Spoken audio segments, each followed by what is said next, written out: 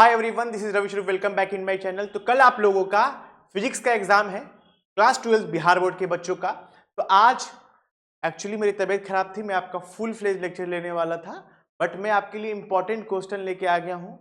Class 10th का लगातार lecture ले रहा हूँ, तो गले से आवाज़ नहीं निकल पा रहा है। आज मैंने कोई शूटिंग नहीं की है वीडियो की, बस आपके लिए इंपॉर्टेंट क्वेश्चन कुछ कुछ करा रहा हूँ। और ये क्वेश्चन आप करके जाइए, आपका लॉन्ग क्वेश्चन कंफर्म हो जाएगा। जितना भी सवाल आएगा वो कहीं ना कहीं इसी के इर्द गिर्द ही आएगा। तो आप लोग पूरा सवाल दिख जाइए। मात्र 5 या 10 मिनट का वीडियो होगा, जहां पे मैं आपको बस इंपॉर्टेंट क्वेश्चन बताऊंगा। आप ये क्वेश्चन एक बार देख जाइए। देखिए, पहला सवाल है जो आपके एग्जामिनेशन में आ सकता है। Define electric field intensity. Electric field intensity क्या होता है? और derive an expression for electric field intensity at a point situated on the axis of electric dipole. तो बच्चा, ये सवाल है कि इलेक्ट्रिक फील्ड इंटेंसिटी क्या होता है। इलेक्ट्रिक फील्ड इंटेंसिटी होता है कि एक यूनिट पॉजिटिव चार्ज पे इलेक्ट्रिक फील्ड के अंदर कितना फोर्स लग रहा है।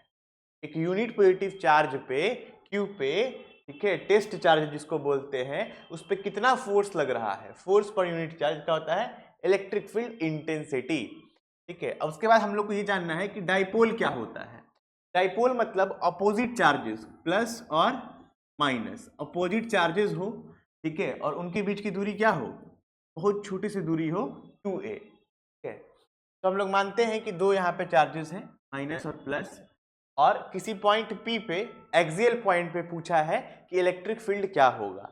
तो ये एक्सियल हो गया। इक्वेटोरियल क्या होता है? अगर यहाँ बीचों बीच होगा, ठीक है, तो इक्वेटोरियल होता है, बट अगर किनारे होता है तो एक्सियल होता है।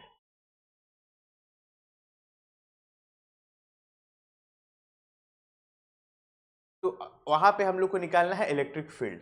ठीक है, देखिए, अगर पूछा है इलेक्ट्रिक फील्ड इंटेंसिटी, तो E इज इक्वल टू, दोनों के बीच का दूरी 2a है और सेंटर से यहाँ का दूरी r है।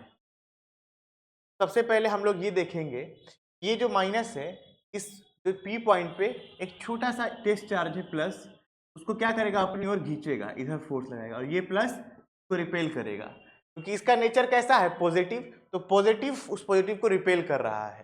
तो इलेक्ट्रिक फील्ड प्लस क्यू के वजह से इधर, इलेक्ट्रिक फील्ड माइनस क्यू की वजह से इधर। तो दोनों का इलेक्ट्रिक फील्ड निकाल के सब्ट्रैक्ट कर देंगे। बड़ा कौन है? ये वाला, क्योंकि नजदीक है, ज्यादा इफेक्ट करेगा, तो ये माइनस ये। ठीक है, तो इलेक्ट्रिक फील्ड प्लस क्यू की वजह से कितना होगा, प्लस क्यू की वजह से, इसके वजह से, तो के क्यू अपॉन आर स्क्वायर। दूरी क्या है, यहां से यहाँ की दूरी क्या है, तो देखिए ये पूरा दूरी आर है, और इतना दूरी कितना है, ए है। इस पूरे में से इतना घटा दीजिए, आर माइनस ए। पहला इक्वेशन हो गया। ई माइनस क्यू की वजह से, माइनस क्यू की वजह से क्या होगा, के क्यू अपॉन आर प्लस ए का होल स्क्वायर। देखिए ये आर, और यहां से यहां कितना है, ए। आर प्लस ए करेंगे, यहां पहुंच जाएंगे। ये दूसरा इक्वेशन है। अब इसमें से इसको घटा देंगे, हमारा आंसर जो है वो आ जाएगा। कितना इलेक्ट्रिक फील्ड होगा एक्सिस पे। ठीक, नेक्स्ट है इलेक्ट्रिक फ्लक्स क्या होता है। तो इलेक्ट्रिक फ्लक्स का मतलब होता है, एक अगर ये पेज ले लें और number of electric field line, कितने फील्ड लाइंस यहां से क्रॉस हो रहे हैं, वो क्या होता है, फ्लक्स। ठीक है, number of electric field line जो यहां से क्रॉस कर रहे हैं वो हुआ फ्लक्स। एक पेज से कितने इलेक्ट्रिक फील्ड लाइन एक सरफेस से क्रॉस होके निकल रहे हैं। तो फॉर्मूला होता है E dot A, E A cos theta. ठीक, आगे आप इसको गॉस थ्योरम से हम लोग इसको एस्टैब्लिश करना है, आप ये खुद से सॉल्व कर लीजिए। बायोट सर्वेट लॉ क्या होता है?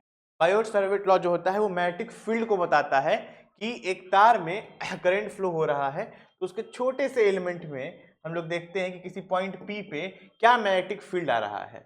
तो वो किसके बराबर होता है, इस तार का जो लेंथ होता है इसके डायरेक्टली प्रोपोर्शनल होता है। जो करेंट एलिमेंट है उसके भी डायरेक्टली प्रोपोर्शनल होता है। ठीक है, जो करेंट एलिमेंट है I, उसके भी डायरेक्टली प्रोपोर्शनल होता है मैग्नेटिक फील्ड। जो लेंथ है उसके भी, और यहाँ से यहाँ जो दूरी अगर r है तो उसके डिस्टेंस के स्क्वायर के इन्वर्सली प्रोपोर्शनल होता है। और लेंथ और करंट के बीच का एक दूरी है, मतलब एंगल है थीटा, साइन का थीटा लेते हैं हम लोग, उससे भी डायरेक्टली प्रोपोर्शनल होता है। तो बायोट सर्विट लॉ एक बार देख लीजिएगा, मैग्नेटिक फील्ड का स्ट्रेंथ को बताता है, उसके मैग्नीट्यूड को बताता है कि एक तार में अगर करंट फ्लो कर रहा है किसी आर डिस्टेंस पे, इस तार का एक छोटा सा एलिमेंट क्या मैग्नेटिक फील्ड बनाएगा वो बताता है। Give the postulate of Bohr theory, explain hydrogen spectrum on the basis of Bohr theory। Bohr theory कितना आसान है, ठीक है। बोहर जी कब थ्योरी दिए थे, एकदम हार गए थे तो लास्ट में बोहर जी थ्योरी दिए जब सबका गलत हो गया, और इनका सही है, आज तक हम लोग पढ़ते हैं। ये बोले थे कि जो इलेक्ट्रॉन है वो किसी फिक्स्ड ऑर्बिट में ही रिवॉल्व करता है, जो इलेक्ट्रॉन है वो किसी फिक्स्ड ऑर्बिट में ही रिवॉल्व करता है, और जब तक इसमें रिवॉल्व करेगा तब तक ये प्लस में अट्रैक्ट नहीं होगा, ना एनर्जी का लॉस करेगा ना एनर्जी का गेन करेगा। जब ये अपने एक ऑर्बिट से दूसरे ऑर्बिट में जंप करेगा तब ये एनर्जी का लॉस करेगा, ठीक है। एनर्जी का लॉस और गेन नहीं करता है जब तक कि एक ही ऑर्बिट में घूमता है, इस ऑर्बिट में एनर्जी फिक्स्ड होता है, यही बात बोहर जी बताए थे। What is interference of light? Derive expression for fringe in young double slit experiment। Interference बच्चा देखिए, ये एक वेव है, ठीक है। अब दूसरा वेव भी इसके साथ बन जाए तो हम लोग पढ़े थे ना, डिस्ट्रक्टिव इंटरफेरेंस, कंस्ट्रक्टिव इंटरफेरेंस, ठीक है। डिस्ट्रक्टिव इंटरफेरेंस मतलब जिसका क्रेस्ट और ट्रफ एक साथ हो, मतलब एक का ऊपर एक का नीचे, तो डिस्ट्रक्टिव हो गया। और दोनों का क्रेस्ट ऊपर ही हो और दोनों का ट्रफ नीचे ही हो तो कंस्ट्रक्टिव इंटरफेरेंस हो गया, ठीक है। ये आप लोग क्वेश्चन देख के जाइएगा बच्चा, इंपॉर्टेंट है बहुत, आपके एग्जामिनेशन में आएगा इस बार 2026 में, ठीक है। प्रॉपर्टीज बताना है diamagnetic, paramagnetic and ferromagnetic substance का, ठीक है। ये प्रॉपर्टीज भी काफी इंपॉर्टेंट है। जो हम लोग कोर आयरन लेते हैं ना, कोर आयरन वो क्या है, एक फेरोमैग्नेटिक मटेरियल है। क्यों? कोर आयरन ना अपने थ्रू पूरे मैग्नेटिक फील्ड लाइन को पास होने देता है, तो फेरोमैग्नेटिक मटेरियल वैसा सब्सटेंस है जो अपने थ्रू जितना भी मैग्नेटिक फील्ड लाइन जा रहा है सबको पास होने के लिए अलाउ करता है, ठीक है। बायोट सर्विट लॉ तो हम लोग देख ही चुके हैं अभी थोड़ी देर पहले। नेक्स्ट, रेडियो एक्टिविटी क्या होता है? तो रेडियो एक्टिविटी मतलब रेडिएशन निकलता है, जैसे यूरेनियम से रेडिएशन निकलता रहता है, तो हमेशा कंटिन्यूअसली रेडिएशन निकलते रहता है एलिमेंट से, जैसे यूरेनियम से। Explain the nature and properties of alpha beta and gamma ray. Alpha रे, बीटा रे और गामा रे का हम लोग क्या बताना है, नेचर और प्रॉपर्टीज बताना है। हाइजेन प्रिंसिपल क्या है, ठीक है। Explain Huygens principle of wave theory and derive the law of reflection and refraction of light on the basis of Huygens principle. Huygens principle के बेसिस पे रिफ्लेक्शन और रिफ्रैक्शन दोनों हम लोग को प्रूव करना है, ये प्रूव है इस चैप्टर में, और ये भी इंपॉर्टेंट है, आपके एग्जामिनेशन में ये पूछा जा सकता है।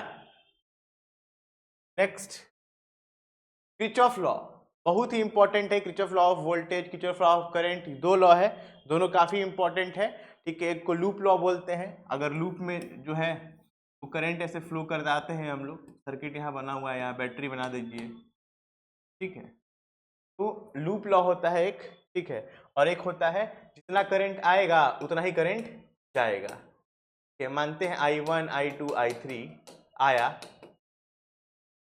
और निकला कितना, I4 और I5, ये है करंट लॉ, ये है लूप लॉ, जिसको वोल्टेज बोलते हैं, इसको करंट।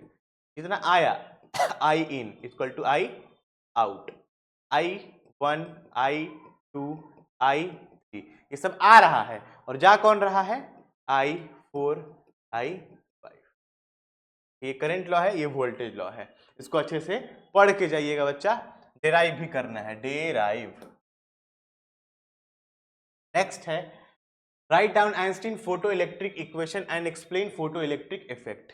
अगर कोई मेटल सरफेस है, अगर कोई मेटल का सरफेस है इस पे सन रे आता है, ठीक है, जैसे ही आया यहाँ दो इलेक्ट्रॉन है, इनके बॉन्ड को तोड़ेगा, ये इलेक्ट्रॉन को ऊपर लेके जाएगा, फिर अगर थोड़ा बहुत और एनर्जी है तो ये बाहर चला जाएगा, मतलब यहाँ से यहाँ लाने में वर्क फंक्शन और बाहर ले जाने में काइनेटिक एनर्जी, ठीक है। टोटल एनर्जी किसका सम होता है सर इसमें, work function plus kinetic energy. Photo electric effect काफी इंपॉर्टेंट है। फोटो मतलब लाइट, सनलाइट के हेल्प से मेटल के अंदर का जो इलेक्ट्रॉन है वो टूटता है और वो बाहर आके सरफेस से फिर निकल जाता है। Describe construction of working of PN junction diode.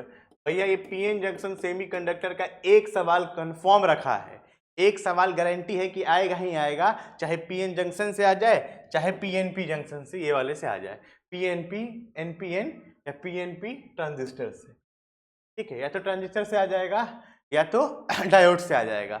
इन दोनों में से एक पक्का आपके एग्जाम में आ रहा है 2026 के बिहार बोर्ड के एग्जामिनेशन में। तो ये कुछ इंपॉर्टेंट क्वेश्चन मैंने बताए हैं, आप लोग इन सब का तैयारी अच्छे से करके जाइएगा, ठीक है। देखिए मेरी तबीयत खराब नहीं है, फिर भी मैंने आपके लिए ये वीडियो शूट किया ताकि आपका कल एग्जाम है, आपको आज रात में भी ये क्वेश्चन अगर मिल जाता है तो आप लोग प्लीज़ इसको अच्छे से पढ़ के जाइएगा। मुझे पता है कि बेटा आपकी तैयारी अच्छे से हो गई होगी, बेस्ट ऑफ लक आपको मेरी तरफ से, और आपका कल एग्जाम अच्छे से जाएगा। आपको घबराना बिल्कुल भी नहीं है, आपको पेपर आते ही आपको आराम से हर क्वेश्चन सॉल्व करना है, आपके पास बहुत टाइम है, ठीक है। ऐसा नहीं है कि आपके पास टाइम की कमी है, हर क्वेश्चन का एक और मतलब ऑप्शन रहेगा दूसरा करने का, तो घबराने की कोई भी बात नहीं है, ठीक है। वीडियो अच्छा लगा हो तो प्लीज आप लोग चैनल को सब्सक्राइब कर लीजिएगा, अपने छोटे भाइयों बहनों में शेयर कीजिएगा। मिलते हैं अगले वीडियो में, तब तक के लिए bye bye, take care, see you.